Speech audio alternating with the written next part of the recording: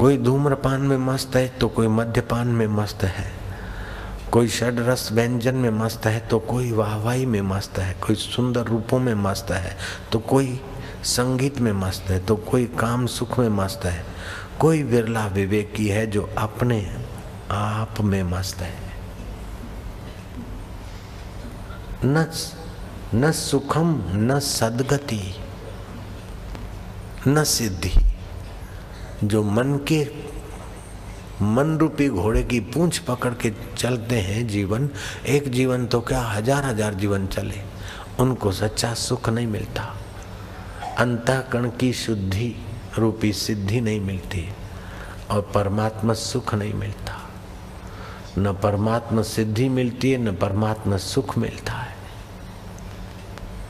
न सद्गति मिलती है। सत्य स्वरूप परमात्मा में बुद्धि की गति नहीं, असत देह में गति हो रही है, असत इंद्रियों में गति हो रही, असत आकर्षणों में गति हो रही, सत में गति नहीं हो रही। इसमें तुम्हारा कसूर है ये तो हम नहीं कह सकते। वशिष्ठ महाराज कहते हैं दीर्घ काल की कई जन्मों की वासना है तो दीर्घ काल विवेकपूर्ण अभ्यास करें। जो बिल्कुल मनमुख है उनकी अपेक्षा तुम अच्छे हो, चाय नहीं पीते हो, तंबाकू नहीं खाते हो, विकार ज्यादा नहीं भोगते हो, लेकिन गुरु की नजर से, परमात्मा की नजर से जो ऊंचाई चाहिए उससे तो अपन बहुत नीचे है। साधारण जो नीचाई में जी रहे हैं, जो धरती पे पड़ा है वो क्या गिरेगा? गिरने का डर तो घोड़े सवार को होता है, लेकिन पहुंचता भी तो घोड़े सवार है। तो विवेक पूर्ण चले, तो विवेक से साधन हो। कई लोग तपस्या तो कर लेते हैं लेकिन विवेक की कमी होने के कारण परमात्मा को नहीं पा सकते। तपस्या खूब किया, रावण ने तपस्या खूब किया, हिरण्याकश्यप ने खूब तपस्या किया, कई योगियों ने तपस्या किया। एक योगी तो तपस्या से योग बल में इतना आगे बढ़ गया कि सीधा संकल्प करके वैकुंठाधिपति के पास पहुंच गया, भगवान नारायण के पास आ गया। प्रभु जी आपकी अहेतु की कृपा, आपकी प्रेमा भक्ति का दान करो। भगवान कहते हैं योगी तुमने बहुत तप किया है, बोलो तो रावण जैसा राज दे दो, हिरण्याकश्यप जैसा सामर्थ्य दे दो। बोले नहीं प्रभु आपकी भक्ति दो। भगवान बोलते और प्रसिद्धि मांग लो। बोले नहीं प्रभु आपके स्वरूप का दान दे दो।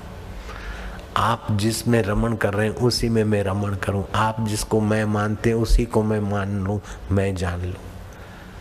आपकी अहेतु की भक्ति का दान करो। योगी और कुछ मांग ले, योगी कहता है कि सब कुछ देने को तैयार हो, अहेतु की भक्ति देने में क्यों आप मुझे टाल रहे हैं?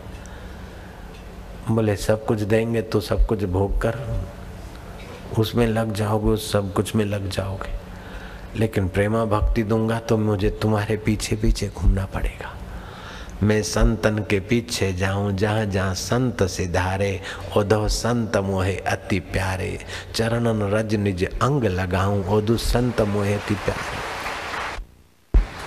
जिसने अज्ञान का अंत कर लिया, जिसने ईश्वर और अपने बीच की दूरी का अंत कर लिया, जिसने देह में हूं इस अज्ञानता और बेवकूफी का अंत कर लिया, उसे संत कहे।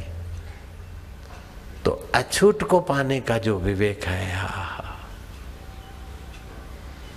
एक बार पा ले तो फिर पाना ना पड़े, एक बार जान ले तो फिर जानना ना पड़े, और एक बार मिलने के बाद कभी छूटे नहीं, उस पर ब्रह्म परमात्मा को अपने आत्म रूप में जानना, ये परम विवेक है।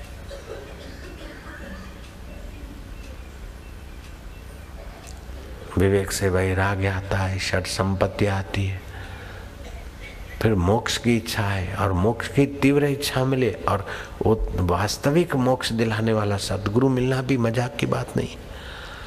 शास्त्रों में, पुराणों में जिन संतों की महिमा आती है उसमें भी सब ब्रह्मवेता नहीं होते।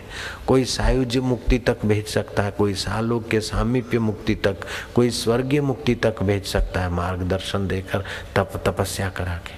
लेकिन यहीं तुम ब्रह्म स्वरूप हो, मुक्त स्वरूप हो, ऐसा सद्गुरु मिलना तो अत्यंत दुर्लभ है। मनुष्याणाम सहस्त्रेषु, हजारों मनुष्यों में कोई विरला इस रास्ते चलता है। हजारों चलने वालों में कोई विरला अंतःकरण रूपी शुद्धि को पाता है, और हजारों शुद्ध अंतः पवित्र अंतःकरण वालों में कोई विरला तत्वज्ञानी होता है, पूर्ण पुरुष होता है।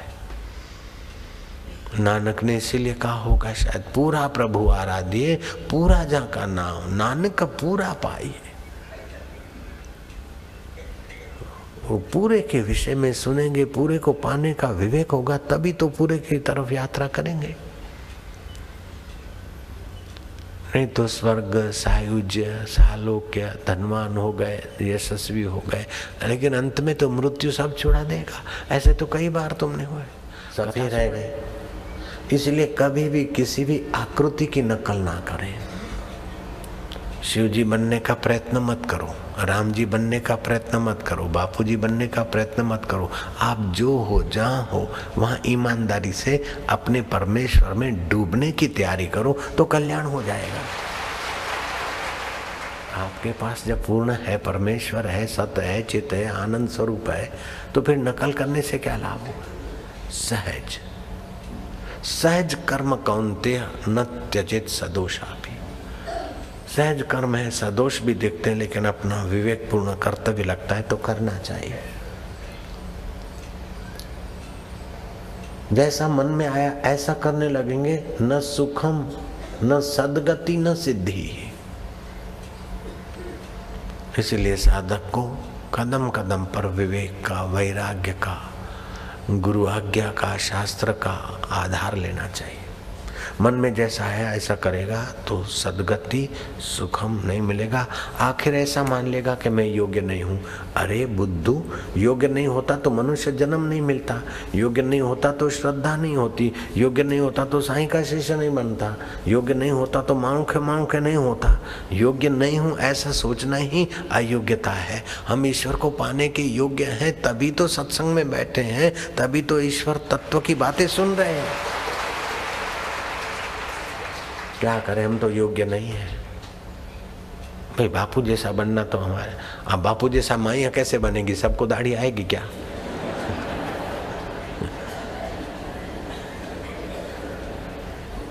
लेकिन बापू के स्वरूप और माइयों के स्वरूप में तनिक फर्क नहीं है। उसमें जिसमें बापू जी विश्रांति ले रहे हैं उसमें विश्रांति ले। व्यवहार सच्चाई का होना चाहिए। जगत का आकर्षण से दोष पैदा होता है और परमात्मा के आकर्षण से दोष निवृत्त होते। निर्दोष नारायण में आराम मिलता जाए। जहाँ बापू जी वहां आप पहुंचो अपने भीतर ही।